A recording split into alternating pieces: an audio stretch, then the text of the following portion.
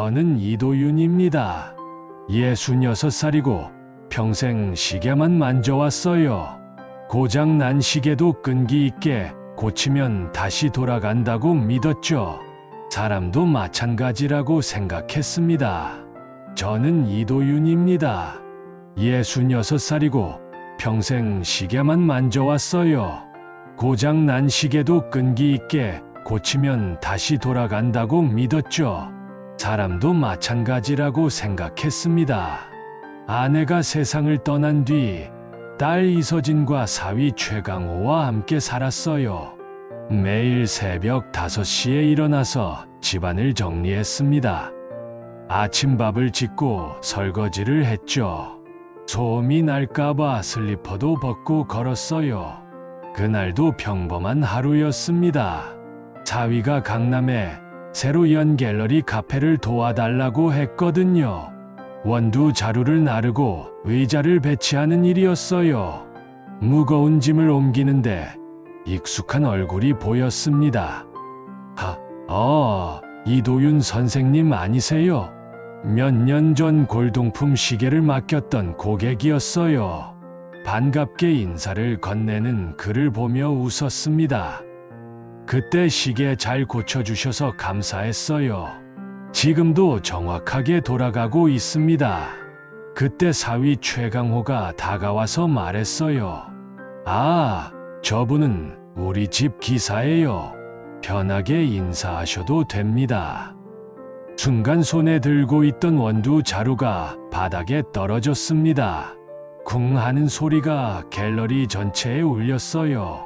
사위는 당황한 듯 웃으며 말했죠. 농담이에요. 농담. 장인 어른이시니까요. 딸 이서진은 잠시 저를 바라보다가 시선을 다른 곳으로 돌렸습니다. 아무 말도 하지 않았어요. 그날 밤 부엌에 홀로 앉아 있었어요. 찬물을 틀어놓고 흐르는 소리를 들었습니다. 속이 끓어올랐지만 화를 낼 수도 없었죠. 가족이니까요. 다음 날 아침도 똑같았습니다. 계란말이를 구워서 내놓았는데 사위가 말했어요. 아버님, 다이어트 중이라 안 먹을게요. 손자 하람이는 시리얼을 우유에 말아 먹었습니다. 저는 식탁을 닦으며 문득 깨달았어요. 이 집에서 제가 필요한 건 손뿐이었습니다. 존재는 아니었죠.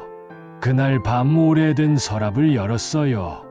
맨 아래 이중 바닥을 들어 올리니 금속 상자가 나왔습니다. 20년간 아무에게도 말하지 않았던 비밀이 들어 있었죠. 낡은 등기 권리증과 통장, 주식 계좌 내역서들이 가지런히 정리되어 있었어요. 저는 시계를 수리하면서 생긴 인맥으로 부동산에 투자했습니다.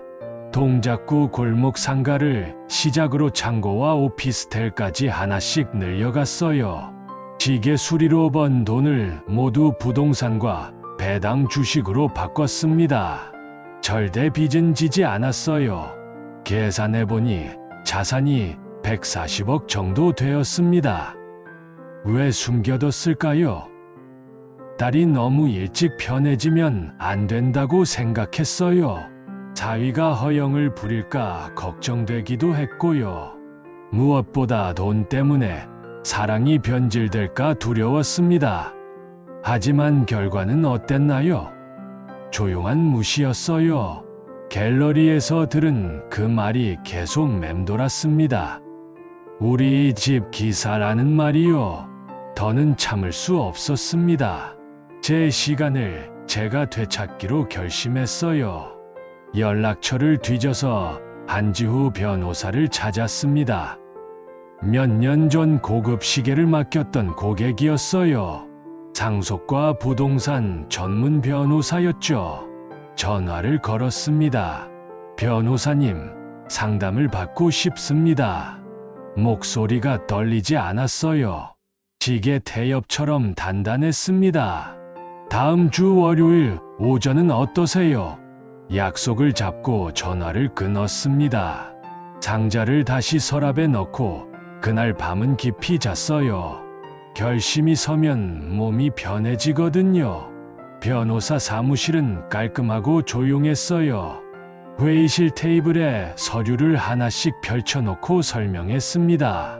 동작구 상가 2곳, 창고 1곳이 있고요.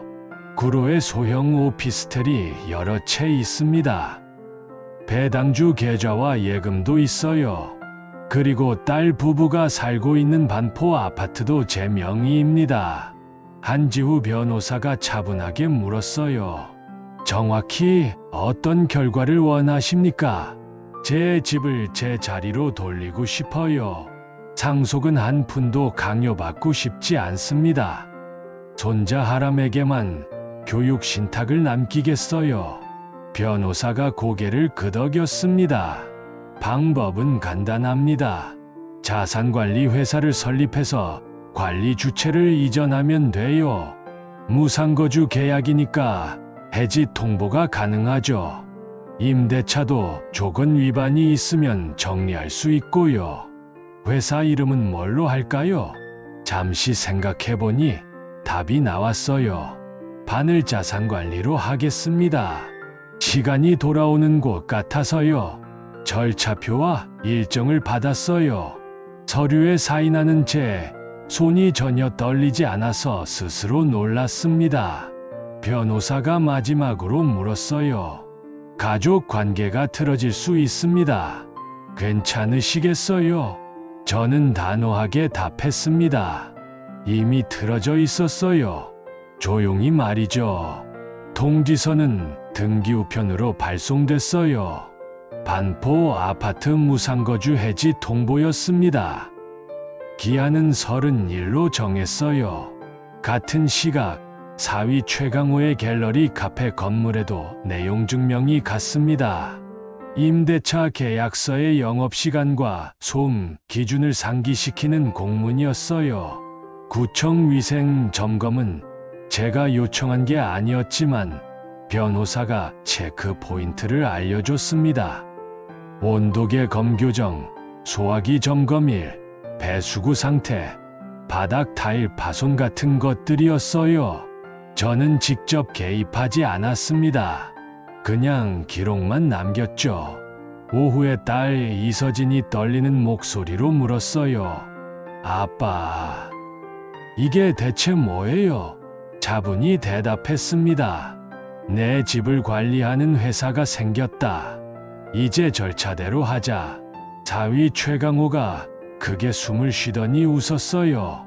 아버님, 장난 그만하시죠. 저는 대답하지 않았습니다. 할 말이 없었거든요. 그날 밤 제 방에 있던 여행 가방을 꺼냈어요. 바퀴가 부드럽게 굴러갔습니다. 언제든 떠날 수 있게 필요한 것들을 정리했어요. 현장에서 몸에 밴 습관이었죠. 변호사 사무실에서 가족 모임이 열렸어요. 한지우 변호사가 서류처를 넘기며 말했습니다. 소유주 대표는 이도윤 선생님입니다. 딸 이서진이 제 얼굴을 오래 바라봤어요. 아빠가 왜 이러시는 거예요? 고개를 돌리지 않고 그대로 앉아 있었습니다. 사위 최강호가 기어들었어요. 아버님, 가족끼리 이럴 일 아니잖아요. 짧고 명확하게 답했습니다. 가족이었다면 기사라고 부르지 않았을 거다. 회의실 공기가 무거워졌어요. 변호사가 일정표를 내밀었습니다. 오늘 이후 퇴거협의 계약 종결, 교육 신탁 설정 순으로 진행됩니다. 딸이 조심스럽게 물었어요. 하람이는요? 성인이 될 때까지 학비와 주거를 보장하는 신탁을 설정하겠다. 단, 부모를 거치지 않는다. 사위의 얼굴이 굳어졌습니다. 돌아오는 길에 딸이 조용히 걸음을 맞췄어요. 아빠, 한 번만 다시 생각해 보시면 안 돼요. 천천히 대답했습니다. 지게는 잘못 감으면 태엽이 끊어진다. 너희가 본 건 끊어진 뒤의 시간이다. 말끝이 차갑게 들렸을 거예요. 하지만 제 안에서는 오히려 열기가 가라앉았습니다.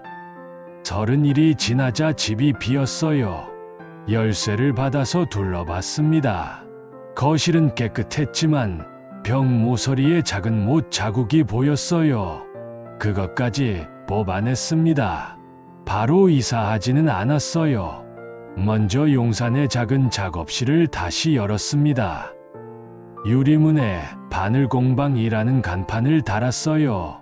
오전에는 시계를 수리했습니다. 오후에는 산책을 했어요. 저녁에는 책을 읽었습니다. 누가 부엌 소리를 탓하지도 않았고 새벽에 불을 켜도 뭐라 할 사람이 없었어요. 며칠 뒤 딸에게서 편지가 왔습니다. 아빠, 미안해요. 돌이켜보니 제가 침묵으로 동조했던 것 같아요. 답장을 쓰지 않았어요. 죄책감이 사라지면 진심이 보일 거라고 생각했습니다. 기다리기로 했죠. 사위 최강호는 따로 연락했어요. 사업이 어렵다며 도움을 청했습니다.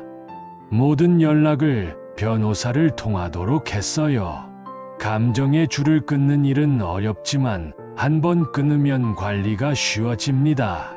밤마다 공방 시계들의 초침 소리가 합쳐져서 작은 비 내리는 소리 같았어요.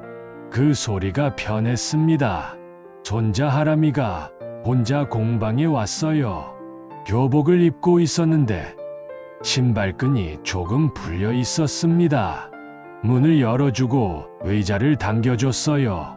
할아버지, 저는 할아버지를 좋아해요. 고개를 끄덕이고 벽에 시계를 가리켰습니다.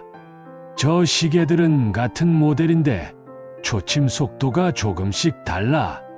하람이가 눈을 크게 뜨며 물었어요. 왜 달라요? 온도와 마찰, 관리의 차이 때문이다. 사람도 그렇다. 하람이가 한참 고개를 끄덕였어요. 그날 이후 주말이면 가끔 왔습니다. 숙제를 하고 돌아가면서 항상 정중하게 인사했어요. 교육 신탁 서류를 정리했습니다. 하람이가 성인이 되는 날 자동으로 열리게 했어요. 부모에게는 권한이 가지 않도록 조항을 넣었고 용도는 학업과 주거로 제한했습니다. 복선처럼 쌓아뒀던 준비들이 드디어 자리를 찾았어요. 갤러리에서 들었던 그 말도 이제 힘을 잃었습니다. 그날의 원두 자루 떨어뜨린 소리는 기억하지만 발목을 잡게 두지 않았죠. 1년이 흘렀어요. 성북동 작은 주택으로 이사했습니다. 햇볕이 잘 들고 마당에 장독 2개를 놓았어요. 매일 아침 차를 끓이고 동네를 짧게 산책했습니다. 오후에는 공방으로 가서 일했어요. 저녁에는 이웃 어르신들의 시계를 고쳐드렸습니다. 어느 날 동네 경로당에서 봉사 요청이 들어왔어요. 고장난 벽 시계를 고쳐달라는 부탁이었습니다. 시간을 고치는 일로 시간을 나눠드렸어요. 이름을 바늘 나눔으로 정했습니다. 기부는 제 이름이 아닌 회사 이름으로 했어요. 보고서는 간단하게 작성했습니다. 딸 이서진은 가끔 엽서를 보냈어요. 글씨가 예전보다 단단해졌습니다. 사위 최강호는 소식이 뜸했어요. 더 이상 궁금하지 않았습니다. 하람이가 대학에 합격했다고 합격증을 들고 왔어요. 웃으며 기뻐하는 모습이 보기 좋았습니다. 제가 직접 조율한 초침을 선물했어요. 할아버지, 저는 제 시간을 제가 감겠어요. 짧게 답했습니다. 그 애라. 그게 맞다. 창밖으로 나무잎이 바람에 흔들렸어요. 시계 소리는 여전했습니다. 저는 이제 자유예요. 누구도 저를 기사라 부르지 못합니다. 저는 이도윤입니다. 제 이름을 되찾았고 제 시간을 되찾았어요. 끝이 아니라 시작입니다.